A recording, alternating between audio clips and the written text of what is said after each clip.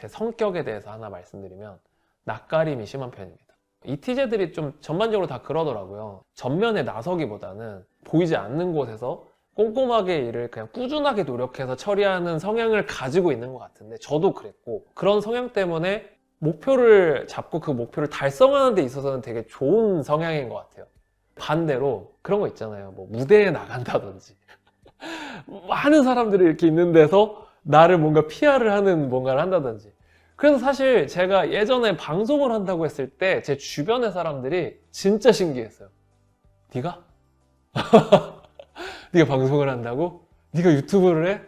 뭐 중계를 해? 그러면서 너무 신기했는데, 그 이유가 저는 옛날 대학 다닐 때부터 아까 말씀드렸잖아요. 자발적 아싸였어요. 그래서 저 같은 경우에는 주변 사람들도 너무 신기했고, 실제로 방송도 엄밀하게 따지면 지금 이것처럼 얼굴을 드러내는 방송이 아니었어요. 게임 화면 나가고 목소리만 나가는 방송만으로 시작을 했었는데, 전 아직도 잊지 못하는 것 중에 하나가 첫 번째 오프라인 중계를 하게 된 거예요. 온라인으로 이렇게 화면에 가려진 상태로 내 얼굴이 보이지 않는 상태로 하다가 오프라인으로 시청자 여러분 안녕하세요.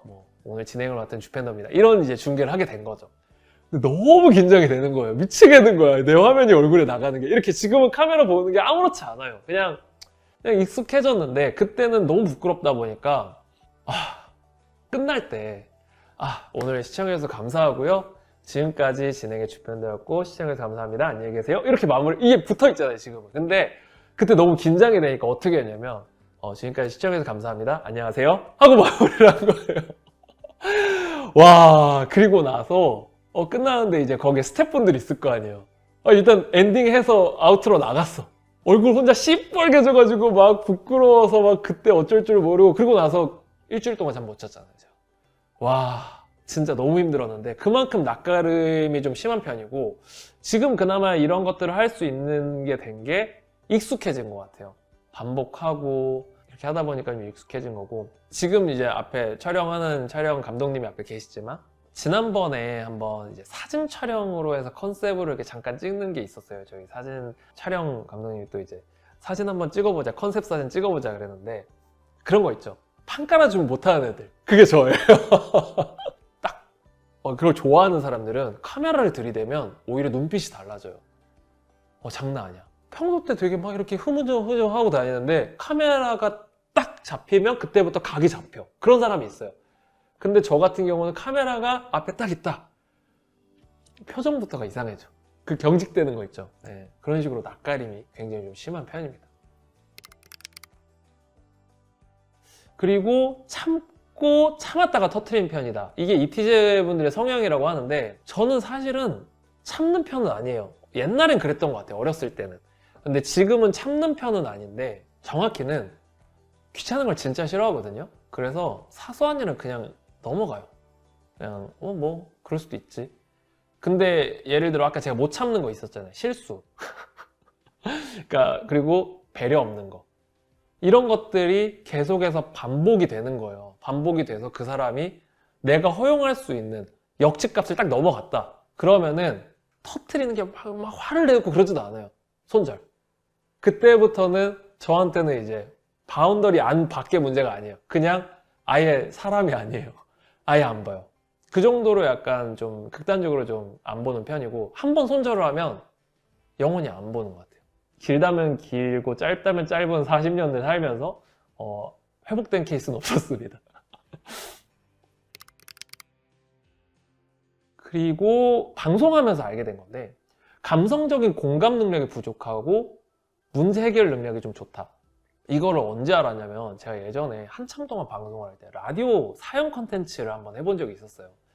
근데 제가 그냥 단순히 공감을 못하는 게 아니고 감성적인 공감을 못하더라고요. 예를 들어서 연애 상담 같은 게 들어왔어. 제가 연애 경험도 적지만 저 같은 경우는 연애가 딱 첫눈에 반하고 저 사람 보니까 너무 좋아 이렇게 해서 사귄 적이 한 번도 없어요. 거의 대부분 만나서 되게 오랜 시간을 공유하고 이제 서서히 젖어드는 편이거든요. 그러다 보니까 사연을 보내주셨는데 굉장히 힘들고 뭐 어떤 감정적으로 뭐가 힘들고 막 이런 얘기를 하는데, 제가 일단 그걸 공감을 못 하겠는 거예요. 이게 문제가 또 성격이 공감 못하는 거, 공감하는 척도 못해요. 그러다 보니 나는 실용충이지, 외로움도 잘 모르지. 비효율적인 건 싫어하지. 그러니까 내가 만약에 내 기준으로 이 사연에 대해서 제가 막 이런 식으로 하는 게 좋을 거라고 얘기를 하면은 그분한테는 오히려 그게 상처가 될 수 있다는 생각이 드니까 이 콘텐츠를 못 하겠더라고요. 그래서 내가 감정적인 부분을 품어줄 수 있는 그런 상담 콘텐츠는 하면 안 되겠다라는 걸 그때 처음 알게 됐고, 근데 이제 의외로 저는 이제 또 사람을 관찰하고 그 사람에 대해서 파악하는 건 또 되게 좋아요. 다만 감성적인 부분에서의 파악하기보다는 그 사람이 가지고 있는 성향, 그 사람이 가지고 있는 특징.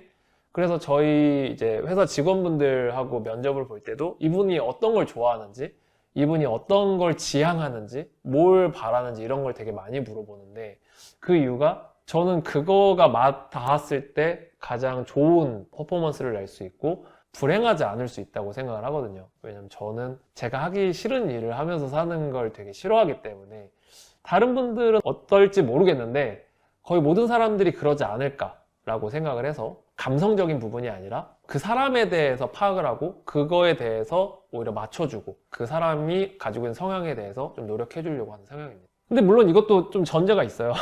내가 좋아하는 사람 또는 내 사람, 그러니까 내 바운더리 안에 있는 사람이고요. 그 외의 사람들은 돌아다닐 때 별로 안 봐요. 다른 사람들을 좀 내 사람 위주로 좀 그렇게 하는 편이고, 이게 제가 예전에 친구한테 상담을 해주면서 알게 된 건데, 저는 앞에 말씀드린 대로 감정적인 상담을 못 해줘요. 근데 문제가 생겼어. 그 문제를 어떻게 해결할 것인가에 대한 해결책적인 상담은 진짜 잘해줘요. 그래서 이제 저희 같이 오랫동안 일한 친구랑 저랑 맨날 얘기하는 게 우린 실용충이다. 그 친구도 저랑 성향이 비슷하거든요.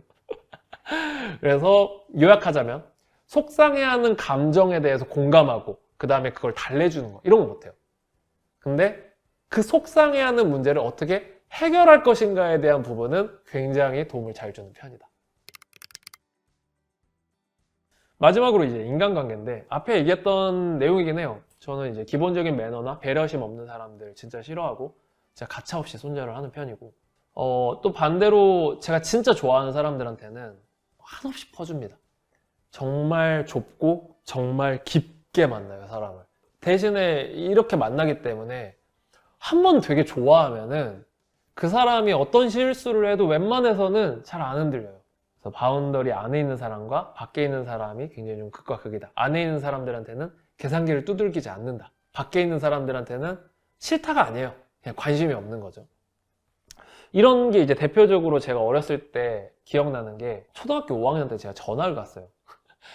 지금도 잊을 수는 없어. 제가 살면서 그때 처음으로 왕따라는 걸 당해봤는데, 전학을 가니까 되게 이미 애들끼리 이게 집단이 딱 형성이 돼 있는 그런 학급이었어요. 그러다 보니까 제가 갔는데 특히 남자애들이 굉장히 저를 경계하고 이렇게 같이 뭔가를 껴주질 않는 거예요. 뭐 수업이나 뭔가를 할 때. 보통은 그런 걸 받으면 되게 상처를 받는다고 하더라고요. 근데 저는 아직도 잊지 못하는 게, 운동장에 나를 데리고 와서 애들이 이렇게 둥글게 이렇게 해서 나한테 뭐라고 막 해요. 싸우지는 않았어. 근데 정말 단 1도 상처를 안 받고 그냥 집에 갔어요. 어쩌라고.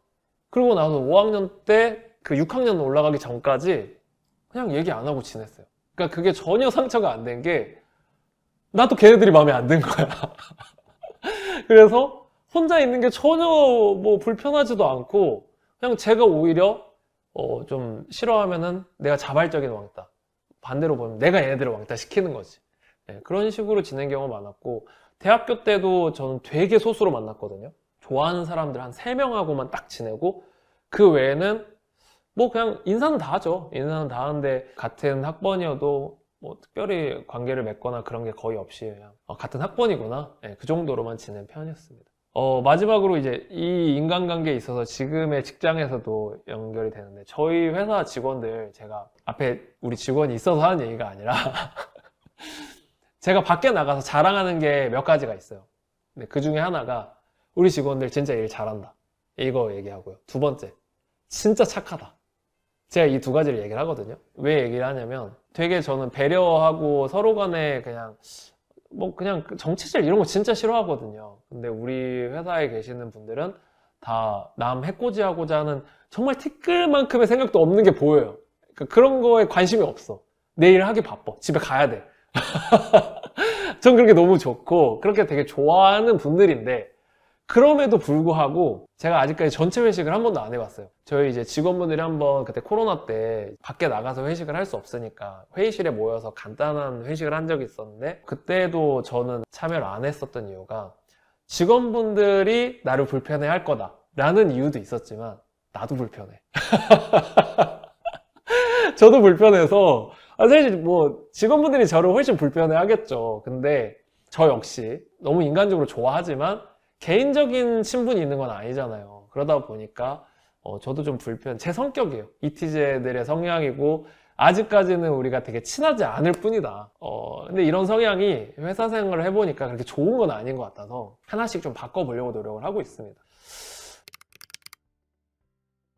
자, 이렇게 해서 이티제로서의 저에 대해서 얘기를 쭉 해봤는데 좀 길게 얘기를 했네요. 얘기를 하다 보니까 이티제 분들은 공감을 하셨는지 어쨌는지 모르겠어요. 저 같은 경우에는 이티제 성향들을 이것저것 보면서 나한테 딱 공감되는 포인트들 몇 가지가 있어가지고 그거에 대해서 저의 얘기를 먼저 해본 건데, 다음에는 한 명 데려다가 MBTI 하나씩 같이 얘기를 해보려고 합니다.